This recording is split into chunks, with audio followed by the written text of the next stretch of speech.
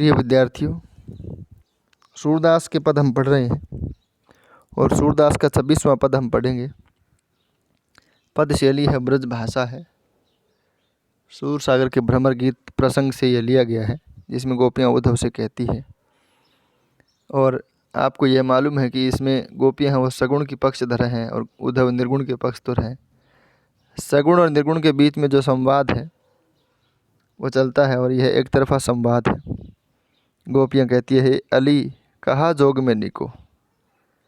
हे भ्रमर, अली का मतलब भी भ्रमर होता है।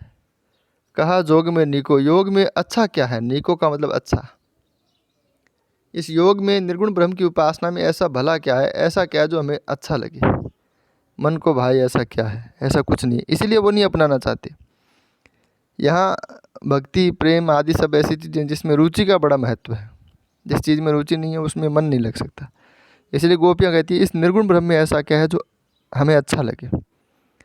तजी रस गीति नंद नंदन की सिखवत निर्गुण फीको।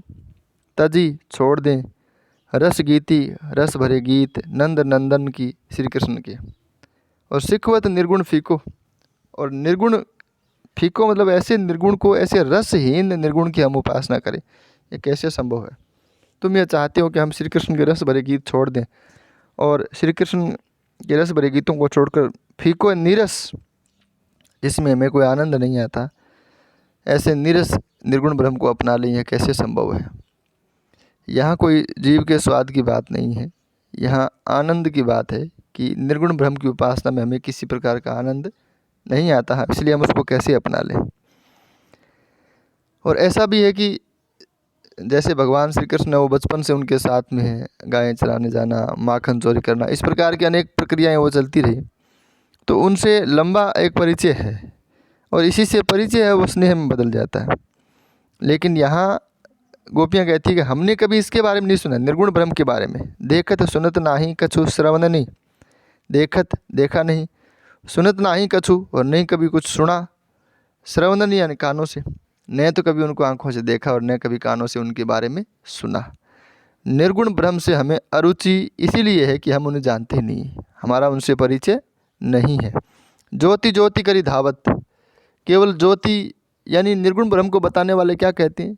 कभी इस प्रकार से शरीर में कुंडलिनी है, जीवात्मा है, ब्रह्मरंध्र है, वहाँ परमात्मा का निवास है। और ब्रह्मरंध्र में भी क्या है? परमात्मा का निवास का मतलब एक ज्योति है, एक प्रकाश पुंज है, एक लाइट, डॉट ऑफ लाइट यानी प्रकाश का बिंदु है एक। तो केवल उसके पीछे भागना, जिसको न कभी देखा न कभी सुना, ज्योति ज्योति करी धावत, धावत यानी दौड़ना, केवल प्रकाश के बिंदु के पीछे दौड़ना, यह कैसे संभव हो सकता है? हमारे लिए यह संभव नहीं है। और इस प्रकार की ज्योति के पीछे भागते हुए हम सुंदर श्याम यानी भगवान श्री कृष्ण वो सुंदर हैं, दयालु हैं, कृपा के भंडार हैं, कैसे हों बिसरावत, उनको हम कैसे भूल जाएं? यानी इस प्रकार से ज्योतिपुंज के पीछे, ज्योतिपुंज के कारण, उसके कारण हम इस प्रकार के श्री कृष्ण को कैसे भूल जाएं? यानी नहीं भूल सकते। यह अनुप्रास अलंकार भी है। सुनी रसाल मुरली सुर की धुनि सोई कौतुक रस भूलें, अपनी भुजा ग्रीव पर मेलें गोपिन के सुख फूलें, लोक कानिकुल की ब्रह्म प्रभु मिली मिली के घर बन खेली, अब तुम सूरस खवावन आए जोग जहर की बेली।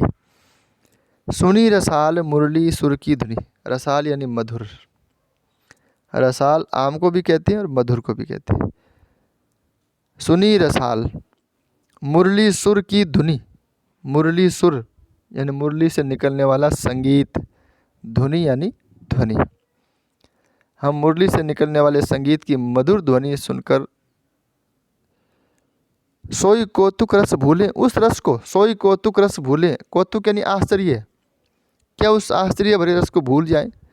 या ये भी हो सकता है इसका अर्थ कि वो जो मुरली के संगीत से निकलने वाली जो ध्वनि है, संगीत से उत्पन्न होने वाली ध्वनि है, मधुर ध्वनि है, उसको सुनकर हमारा मन बड़ा प्रसन्न हो जाता है और तुम ये चाहते हो कि इस निर्गुण ब्रह्म के चक्कर में पड़कर, इसके कौतुक में पड़कर हम उसको भूल जाएं? यह संभव नहीं है। अपनी भुजा ग्रीव पे मेले, ये जब नृत्य करते थे, गोल घेरे में जब नाचते थे, तब आपस में वो एक दूसरे की भुजा एक दूसरे की गर्दन में डालते थे। अब उस प्रसंग को गोपियाँ याद करते हुए कहती हैं कि अपनी भुजा ग्रीव पर मेले, कि अपनी भुजा वो हमारी जब गर्दन पर रखते थे तो गोपिन के सुख फूले, तो गोपियाँ सुख से फूली नहीं समाती थी।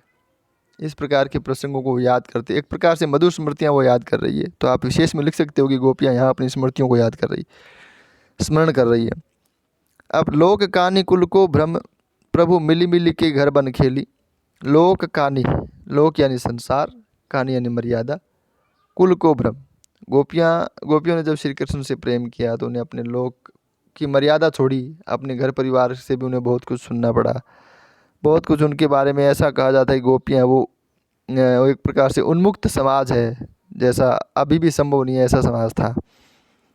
तो कुल मिला के अपने संसार की समस्त मर्यादाओं को त्याग कर उन्होंने श्री कृष्ण से प्रेम किया। इसलिए वो कहती कि हमने इसके लिए नुकसान बहुत झेले श्री कृष्ण के प्रेम के लिए।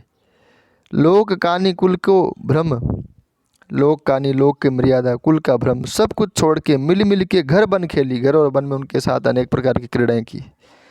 अब तुम सूर खवावन आए जोग जहर की बेली। जोग जहर, योग रूपी जहर, यहाँ रूपक अलंकार है। बेली यानी बेल। और अब उद्धव कहते हैं, सूरदास कहते हैं, गोपियाँ कहती है कि हे उद्धव, अब तुम हमें योग रूपी जहर की बेल को खिलाने के लिए आ गए हो।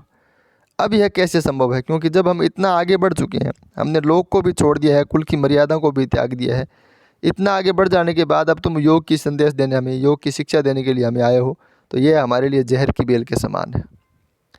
जैसे कोई जहर खाने से आदमी की मृत्यु हो जाती है, वैसे इस प्रकार से श्री कृष्ण को त्यागने से हमारा कोई अस्तित्व नहीं रहेगा। तो हमारे लिए निर्गुण ब्रह्म है वो, योग की जहर के, योग निर्गुण ब्रह्म की उपासना वो जहर की बेल खाने के समान है। इस वीडियो में इतना ही। धन्यवाद।